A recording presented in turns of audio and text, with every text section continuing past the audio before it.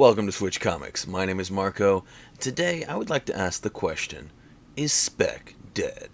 Now, before we get into that, you might notice I have this awesome Iron Man 282 just chilling over here. Beautiful, beautiful War Machine cover. And what's going on with that? It is going to be a giveaway book. If you haven't watched my video, Rob's Fat Stax just hit 1,000 subscribers, and pretty soon he's giving away a boatload of slabs, and I offered that into the giveaway as well. So go check out his video over on his channel, and check out, if you didn't check out the funny edit video I did the other day, check out that video as well. Put a lot of work into that, and I think it came out really good. I thought it was super, super funny. Now let's go ahead and talk about Spec. I have a lot of complicated feelings about this, and I try to come from a very logical perspective. And some of this stuff I've talked about on the channel before, but I want to get a little bit more into specifics today. So, a bit of a recap. Basically, everyone is like, the comic market has crashed and everything's ruined. And well, not everybody, but you have a lot of dramatic people, and you have a lot of people that entered into this hobby, whether they had the intention, whether they were in here for money, or we had a lot of new fans in the comic community. Especially, it really started with COVID and the content, or the lack of content that just didn't exist. Marvel took their movie break after Endgame, and then COVID happened, and no movies were coming out, and it was a really dry period for content. But these fans, these normies, I like to call them, not comic people, but people just watching the movies and whatever, and suddenly they didn't have any of that. They needed something, and then we had, like, for example, WandaVision, I think, was the first thing that came out. And that came out. That was awesome. And then, again, back to the dry desert of no content. And people wanted something. Wanted to know more about these characters that they really liked. So I saw, working at a comic shop, I saw a lot of people coming in, just looking for any and all stories that Wanda and Vision and stuff were a part of. Wanting to know more, wanting to have something to do. And I feel like a lot of that snowballed from, like I said, WandaVision, other shows and movies started coming out. But then the interest really peaked, and it's going to happen anyway, even without COVID. You will always have more people coming into comics from the movies. Now, granted, I just think that was a big moment for people getting into comics, because they didn't have anywhere else to go. With constant shows and movies coming out, it can keep people entertained enough they don't feel like they need to get into comics. But that was a big moment where people were like, I need something. I gotta fix. I need my superheroes. And so, yeah, a lot of people started getting into comics. Now, with that new interest, and also an increased interest, but an unknowledgeable new fan base, new customer base was created. So a lot of people started boosting up these sales on these comics that people were getting interested in, and that created this big comic boom, and everyone just started overpricing every single comic. Now, with that being said, we have come down from there, and we are now at a point where a lot of books have come down. Some books have dropped off of the face of the earth as far as value. Now, granted, I do want to say, if you take the numbers, I don't think this is a crash. This is not me being, I don't know, being like, well, I don't know. I'm trying to, like I said, be logical about this. If you look at the numbers of comic prices, and obviously some will be different or whatever, but overall, comics will continuously climb over and just up through time. Good comics, obviously, it'll keep going up and up and up and up. It's slowly, gradually, nothing crazy. Now, when something does happen that's crazy, like the big comic boom we experienced, it'll shoot up real crazy, and then it'll come back down. And when it comes back down to earth, it's not a crash, it's a course correction.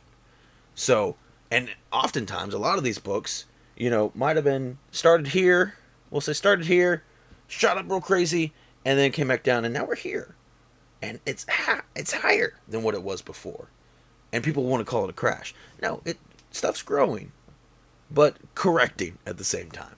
Now, with that being said, with the correction happened, I feel like we're pretty well set into correction. Um, all these new sellers, inexperienced sellers as well, unknowledgeable sellers, because it's easy to, or was easy to sell comics in the comic boom, and you didn't need to know nothing. You just had to buy something before it exploded, and everything was exploding, so it was a good shot. Now, granted, there was a lot of sellers that got burned, and that's why we had our course correction, because we had so many unknowledgeable sellers buying stuff they didn't know what they didn't know what they were doing. They were buying at high prices, trying to sell for higher prices. That didn't work out. Then they're trying to sell for just what they had invested into it, but at that point the comic's already gone down below that value. So you have an influx of this crazy market everybody's trying to sell the same stuff at the same time, because they all bought it, and now's the time. Now's the time to sell the comic. And then we saw such a crazy trajectory of like the right time to sell comics too, because it used to be sell the comic when as the movie's coming out. Well, okay, now sell the trailer, or sorry, sell the comic when the trailer comes out. Okay, well, now everybody's flooding the market then. Okay, sell the comic when the movie gets announced. Now stuff's getting flooded then. And then there wasn't a good time to sell things anymore, because if you flood a market with anything, the scarcity goes away. Now, granted, you have some different examples. Sure, it's something that's super, super rare that you can't flood a market with because there isn't enough of it. Sure, okay, but yeah, I mean, for the most part, that's how I see what happened. That is my take on everything. That being said, now, like I said, I don't think the comic market is dead. But I do think, to a degree, we can say Spec is dead. As far as like Spec as we knew it during COVID Spec is dead. I don't think any book, like for anything that just is going to randomly pop off, where it was a dollar bin book yesterday, and then there's a movie announcement today, and then now it's $100 or whatever. I don't think none of that is. It's not sustainable. Those books will plop back down to nothing. Granted, sure, there might be some exceptions. Let's say some real famous. Let's say a obscure character, but even then, like for example, I don't know. I don't think Peacemaker went from. It definitely got a boost from before the show to after the show, but I don't think I don't know. It's not like a crazy book or nothing. I don't know all the numbers on that one exactly, so I mean that's not a great one for me to use as an example. But I was trying to think of like an obscure character that if they take another obscure character, make it into a big character. I mean, it's always possible for a book like that to see significant growth if it was a book that had pretty much zero interest in the beginning, and now people genuinely do want it. That can be a bit different. For example, Guardians of the Galaxy. Nobody cared at all beforehand, and then would I love a first Groot? Hell yeah, I'd love a first Groot. Now that's also partially because I love. Like that horror stuff and stuff like that, and that's an amazing cover. I love it so much. But, there's a lot of people that really, if that movie never came out, would not be interested in those books. As far as Spec goes, though, I still think, first and foremost, I'm sure you've heard it before. Collect what you want. And with that, there is a bit of a predictable market. Because, for example, your big blue chip books will always be something high in demand. Now, for example, I mean, let's point at a couple things. We can safely say the interest in Daredevil is not going anywhere. The interest in Punisher, even though it's not confirmed John Bernthal's coming back or nothing, even if he doesn't, let's just say he doesn't, the interest in that book will still be there. Fantastic Four 48 through 50 will be there. Iron Man, Thor, uh, Star Wars, Miles Morales. And granted, they have fluctuations, but is inevitable, or that's not the right word, but we we can always say with a level of certainty that those characters will have a high interest, um, and that's part of the market. Remember, it's always supply and demand. All right, so the demand will be there. Now, supply is a different thing. For example, like 129, there's a billion of this book. Not that many. I don't know. It has the high print run. There's a lot of 129s. You can go to any comic show, and I guarantee you there's a 129 for sale. You know what I mean? It is not a hard book to find. Now you can probably find it at almost every comic vendor there. That being said, it has a really high demand, so it's not just the scarcity of a book. There's plenty of books that have crazy low print runs, but if the demand's not there, then it won't be as valuable as a 129. So with that, I think there is a level of spec that is very reasonable to invest into, not in a get rich scheme, or get rich quick scheme. You know what I mean? I think spec, it mature spec, which is investing in these blue chip comics that definitely will continue to rise and grow in value over time, that will always have demand.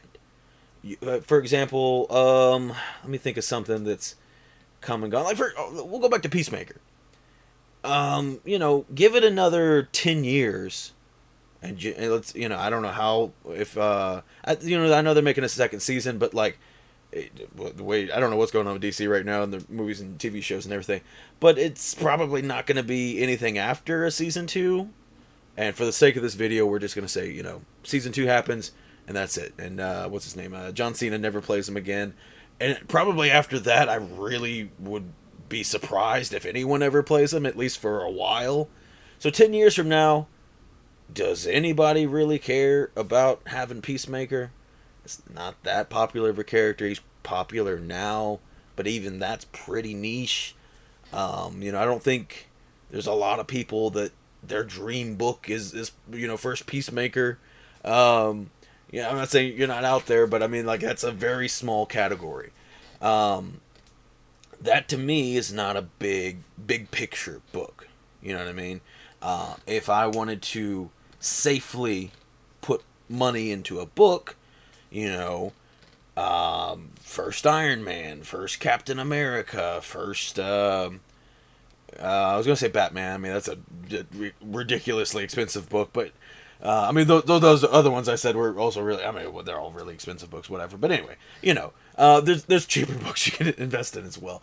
But, there's part of that is definitely the more expensive books that have been expensive for a long time are safe because they have that history, that knowledge. Now, granted, there are more modern books and there's different price tiers that you can get into. And I think there's safety nets in those as well. Obviously, I'd say First Miles and First Gwen, safe books to invest into. Even those books have gone down since I've bought them. But I don't think... now, I don't want to talk about my Miles because that came back at a crazy lower grade than I was expecting. But my First Gwen, Edge of Spider-Verse 2, it's gone down, but it hasn't gone down a ton. It's not too bad. It's not very far off from what I paid for it. And that was quite a while, again, not peak comic boom, but, on the entrails of it. I'm trying to think what else would be a good modern, pretty safe book. Venom III, first appearance of Noel. I think that character, now granted, that book has seen some weird ups and downs. It oddly got a really big spike when a little bit before Love and Thunder came out, because Gore had the Necro Sword, and that's tied into Null, so that shot up that the price of that book or pretty well, and then it came back down, and it's basically where it was before that hype. So again, like it's got good staying power. It's a pretty good, a great cover, and pretty good modern key. And there's, like I said, there's lots of things. There's some cool Star Wars. Like, I'm personally right now kind of eyeballing some Star Wars Legacy books that have great covers or cool first appearances. Will they do something with them? Maybe, possibly one day. Even if not, and some of those books have some really low print numbers on them and stuff like that, which can help retain value. Going in the opposite direction of a book that has a like astronomical print run, you can go with Spawn 1. Not a crazy expensive book, but a book that's proven itself to hold value. It's has a crazy print run, but I mean, it's also, like, again, I work at a comic shop. Can never keep that book. Can never keep that book. It sells so fast every time we get it. There's a lot of things, and just don't fall for the heat of the moment, the FOMO, as they say.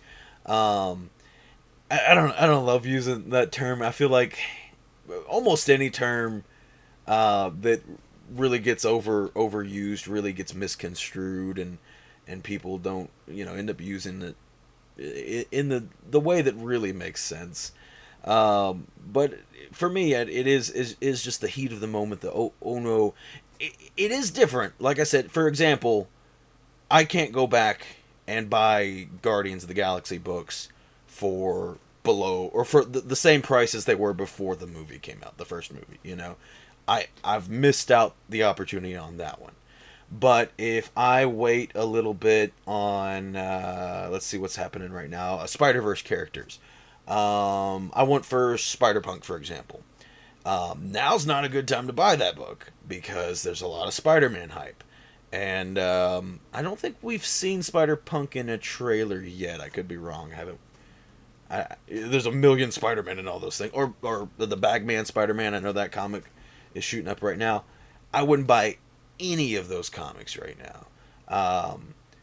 It's especially as like they're popping up in the trailer. Now maybe if it's one, I don't know, even then. I was going to say if it's one that's not been in a trailer. There's just spec on every Spider person ever being in this movie. So I feel like they're all hot. Wait 6 months from now, wait a year from now, maybe not even that long, it maybe just be, well, whenever the movie comes out, like after the movie comes out, and then maybe 3 months later, it might, like I said, might be 6 months later, who knows. Just keep an eye on prices. Stuff will go back down. Don't fall for the hype prices, okay? If you can control yourself, and like I said, you might watch that movie and absolutely fall in love with Spider-Punk. I'm just using it as an example, because that is a book that I would like to get. It's a great cover. Spider-Punk's a cool character. It's one I'd like to add to my collection. But, again, there might be a lot of new people, not comic people, or not, well, we'll say not like huge comic people. I don't want to say, like, I don't exactly know how I want to say it, but like basically, you have a lot of comic people that maybe don't know about every character and every version of Spider-Man and stuff like that. And not saying like I'm a great comic knowledge guru or nothing. There's, I mean, for an example, one with me, like I knew of King Shark before the Suicide Squad movie, but after the Suicide Squad movie, I was all in on King Shark. You know what I mean? That example, there could be, people that go watch this new Spider-Verse movie, and let's just say Spider-Punk is an amazing character in the movie, super funny or something, and really just, connects with people, and then there's going to be this big Spider-Man or Spider-Punk hype after that. Let it ride out, okay? Be calm, restrain yourself, and the more people that restrain themselves, the quicker the price will go down as well. So it's important to note. But yeah, if you hold out, now granted, you might not be able to get it for as cheap if that character really becomes a much more household name, it'll be harder to get it for as cheap as you could have got it before there was ever any Spider Punk news or castings or any of that talk. There is that possibility, but the important thing is to not buy it at peak. You don't want to overspend on anything, and it happens. It's not the end of the world when you buy something and then a year later it's like, oh, that's actually a little bit cheaper. Again, a lot of the books that I bought, especially, I picked the worst time to get into comics. I got into comics during peak COVID. I got into it during the boom. It was by happenstance because I switched jobs and started working at a comic shop. I started working there as the action figure guy, but then fell in love with comics, and it wasn't for the reasons that I said before. Now, granted, that also helped out, but yeah, I got into comics at a terrible, terrible time. There's a lot of books that are definitely worth a lot less than what I paid for them, but it's part of it, and that's part of why I'm able to sit here and spread some of my knowledge with you. I am a lot smarter about buying books now. There's tons of things that I feel like my recent purchases have been really solid. I want to say investments, and not in the term, again, there's a difference between me buying a book and be like, I'm going to, or not specifically me, but, investing, I'm going to spend $50 on a book and sell it for $100 tomorrow. Again, when I speak of investments for myself, I'm talking about, so I just spent $1,500 on this 129. I think in 5 years' time, that will hold its value or surpass it. You know what I mean? And again, not with an intent to sell it. I'm just saying I didn't waste my money at that point. Because it does suck. It sucks to sit there and look at a book and be like, man, if I bought that book today, I could have spent half as much. That's not a good feeling, it isn't, and that's part of it. And like I said, it's not a big deal. Let's say you spend $100 a year from now. Oh, I could have got it for 80 or 90. It's like, man, that's fine. Whatever stuff happens. And in the reverse, it does.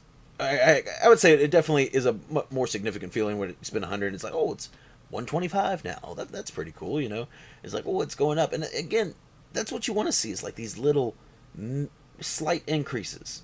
Just a steady flow upward on good stuff.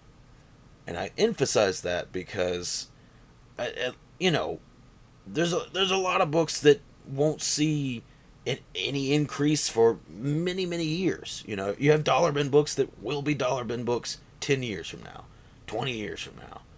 Depending on how inflation goes, I don't want to go too many decades into the future. But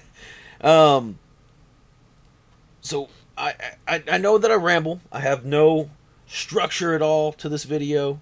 I said I have an idea, and I click on the camera, and I start going, but I hope I made myself clear. And again, I'm not just saying, like, invest in big books, that's the only thing you can do. I have, well, by the way, I have a haul video coming out probably Tuesday, if packages arrive like they say they will be. And in that, I got two small slabs, both under $200 each. I mean, sure, they can get smaller than that, but that's pretty small slabs. You know what I mean? Both 9.6s. I was gonna say both high grades, but they're both 9.6s. And they're just two books that I really, really like.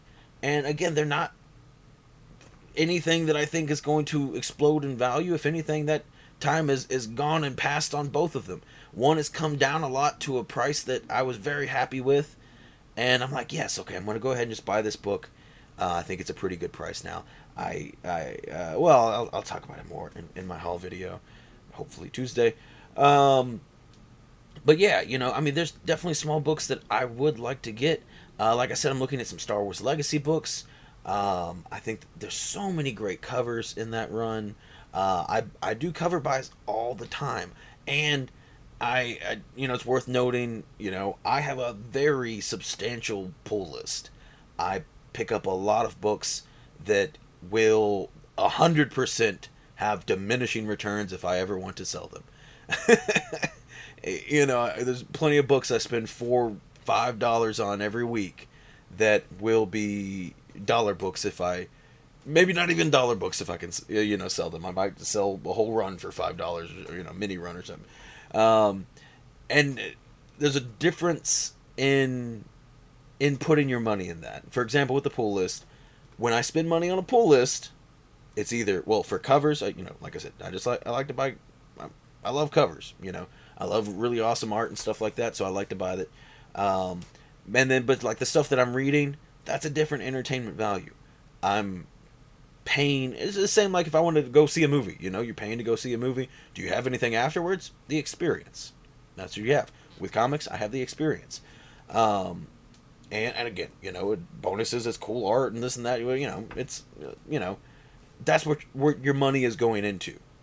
And then like I said, when I'm just buying another Black Cat cover or something, it's not with any intention on ever making money on that book one day or nothing.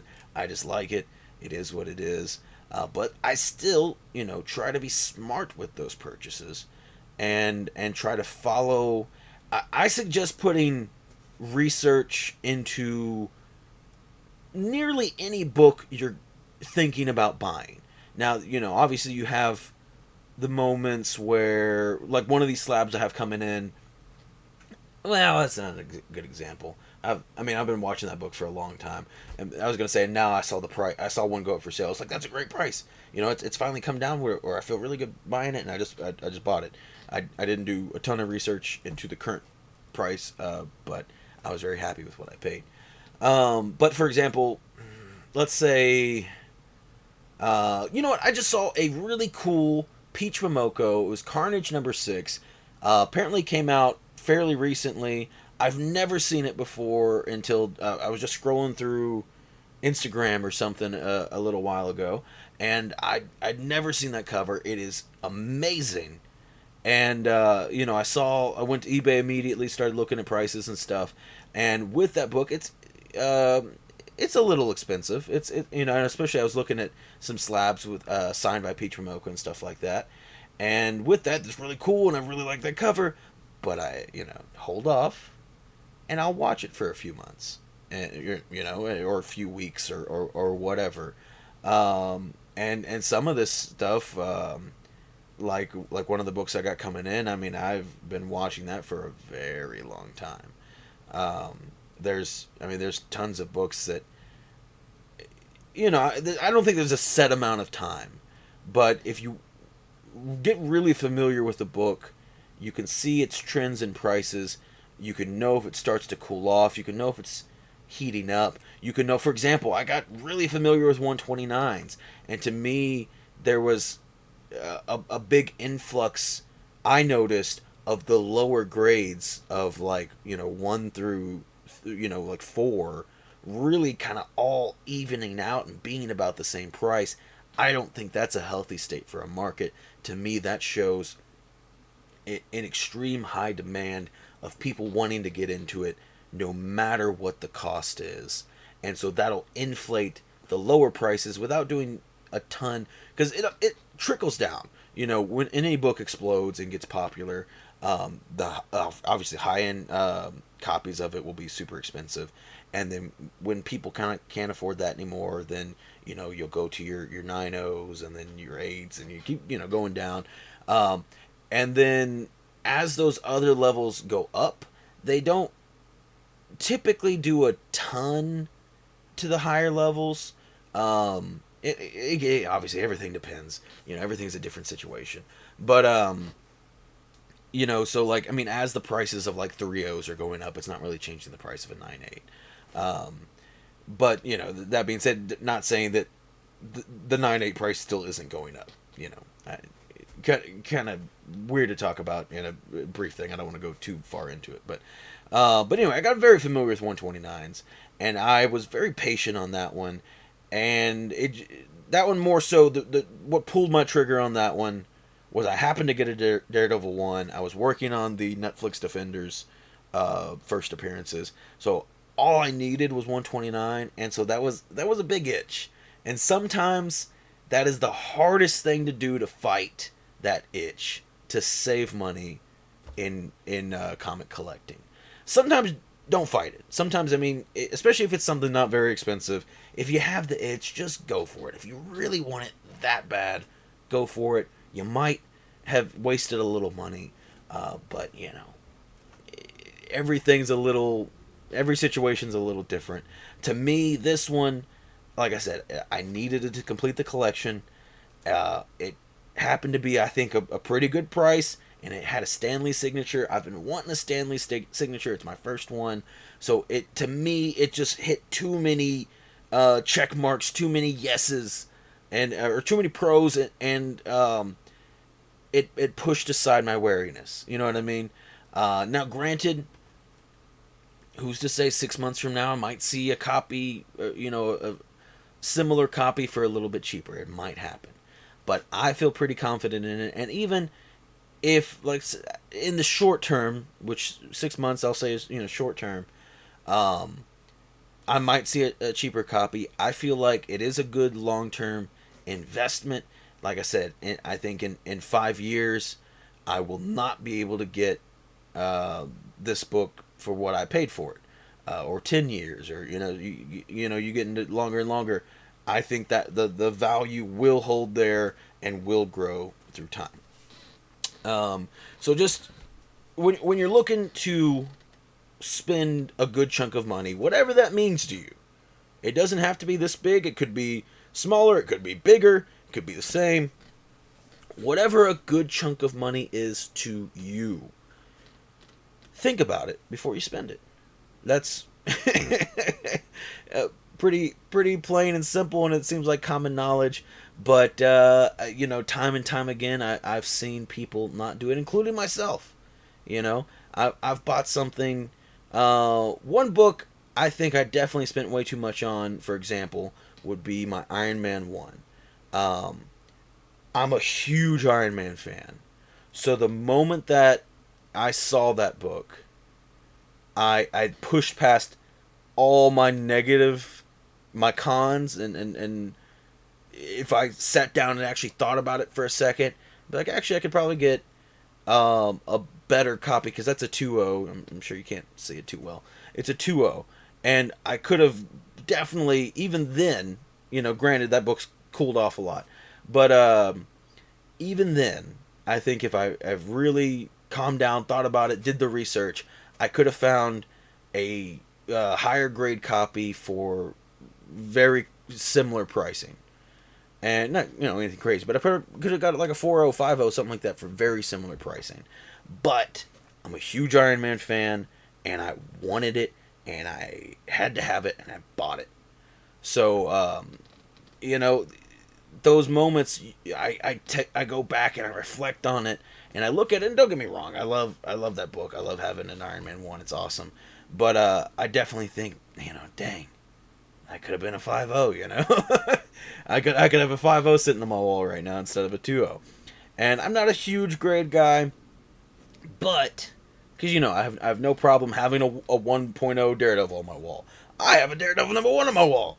That's awesome. I'm totally fine that it's a 1.0. It's not the most well presenting copy, but I have it. That being said, if I paid, but I guess I'm gonna go lower. You can't go much lower than 1.0. But like I said, with that, if I was looking at a comic shop and they had a 2.0 and a 5.0 priced at, we'll say, I'm going to use random numbers, let's say $500 and $520, and I didn't buy the 5.0 for $20 more, then I'm an idiot. I'm an idiot. And, so, and if I just acted rash and then did that, and then I noticed, I was like, wait a minute, I could have got that one. And it's, in a sense, in an over-exaggerated sense, that's what I did.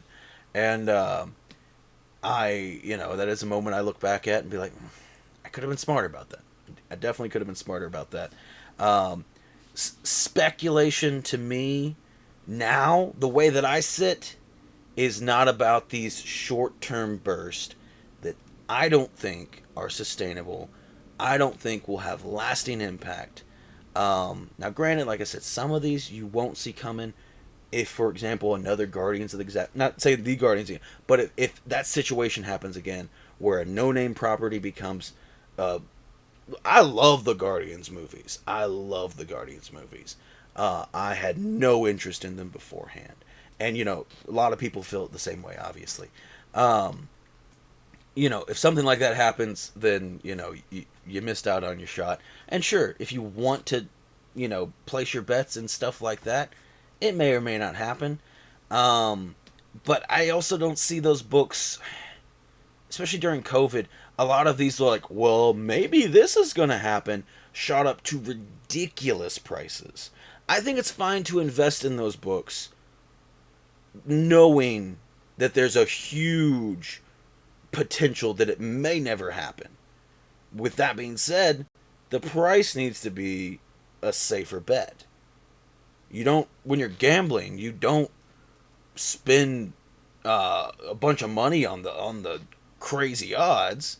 If you have really high odds, you'll spend more money into it. Obviously, if you have really really low odds, don't put nothing crazy into it. You don't go to a gas station and buy a scratch off and spend $1,000 on it. You know what I mean? You spend $5-10. um, that's just how I feel about it now. And for me, my goal. Everybody has different goals. My goal is just improving my collection, adding more super awesome keys of characters I really love. And with that being said, there are certain ones that I'm really trying to make sure that I don't buy at the wrong time. Another one, for example, my Boba Fett stuff. Bought at the wrong time. Bought during Boba Fett hype. And I now could upgrade them for probably cheaper than what I paid for them and get much higher grades. Um, and I'm really tempted to do that. But anyway, I hope that you all spend your money wisely. I hope you all are having a great little holiday season. I guess I should have, yeah, like I said, should have a haul video coming out Tuesday. I don't know if holiday interruptions will cause me to not have certain videos out or certain regular days that I do my videos. I might have to switch things around. I don't even know what day Christmas falls on. I think it's a Saturday, maybe Sunday. I can't remember. I think it's Sunday. I'm pretty sure. Anyway, but yeah, I don't know. I'm having a pretty good time. I have a lot of cool things coming up. I'm going to do. I'm waiting. Like I said, I'm waiting on a couple more slabs to come in the mail. I do want to do a video that is going to show off every graded comic I've picked up this year of 2022. So that'll be probably a fairly lengthy video. I kind of lied. I said I was going to move my setup around. I've just been crazy busy. It's halfway done, but I need like a full day to dedicate myself to moving things around. Small update on the next short film. I'm very excited to get to work with it. Unfortunately, I might not start actually filming into very early January, just with holiday stuff popping up and getting people's schedules to line up and everything like that. It's looking like I probably won't get to start filming in early January, so hopefully mid to late January is kind of my estimate release date at the moment. I'm well into working into further videos and even videos outside of, because that the Moon Knight will be a 4-part series as of right now. I'm pretty sure how I want it to end, but then I have like another or more than one idea really. I have a few other ideas that I'm kind of thinking about, and more stuff that I'm really excited to see what all I can get done next year with the short films. I'm very very excited for that stuff. It's meant a lot to me that the reception and everything that everybody got, and I'm very inspired to keep working on them. But I think that's all we have for today. like I said, go check out Rob Fat Stax. He's doing a killer giveaway. I also want to mention Chris the Comic Vet is on his push to 1,000. He's giving away a bunch of slabs as well. I think Wahoo Comics is giving away quite a few comics. I'll be doing more videos and shorts and stuff. I want to try to focus on, or not focus, but I do want to, like, as I see these awesome giveaways from other channels and stuff, I want to make sure that people are informed, and definitely get giveaways are always a great reason to throw somebody over to somebody else's channel, and I can mention somebody's name, but I feel like maybe not too many people will go check them out. But when I say you could win some slabs, then more people will definitely go check them out. So I always, not always, but I'm really trying to make more of a notion to shout out other people's giveaways and stuff like that. And like I said, so this is my entry into Rob's giveaway. So I'm giving away this for his 1,000 sub celebration. He's giving away a bunch of stuff. There's probably going to be other people giving away other stuff. I will be adding something probably to Chris's giveaway at some point, but I don't know. I haven't thought about it yet. I need to look through my stuff and see what I have to give away. But thank you all so much for hanging out and checking out this video. I'm sure this was a bit of a longer one, but yeah, thank you all so much, and I hope you have a wonderful day.